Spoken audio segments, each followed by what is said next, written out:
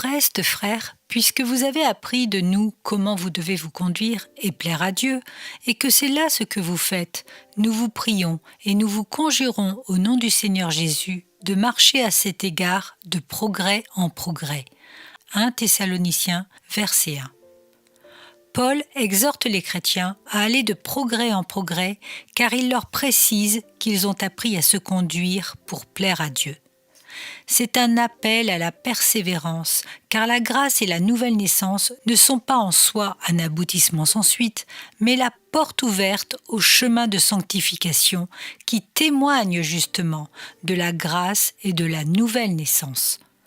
Les progrès dont parle Paul s'articulent en deux dimensions spirituelles. La première est de porter les fruits de l'esprit produits par Jésus. C'est la main du potier qui façonne le vase afin de le rendre saint. Et la seconde est de recevoir et de développer les dons que le Seigneur nous donne afin d'accomplir notre mission de disciple. C'est le plan de Dieu pour notre travail dans son royaume. Cette perception de la sanctification doit être enseignée dans nos assemblées, car elle porte essentiellement sur tout ce qui rend gloire à notre Seigneur.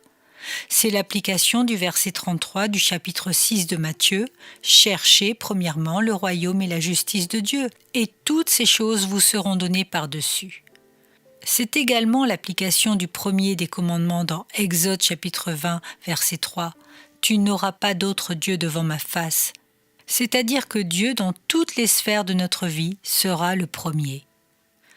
Aller de progrès en progrès pour la gloire de Dieu et non pour nous-mêmes. Aller de progrès en progrès pour que le Seigneur grandisse afin que l'on diminue.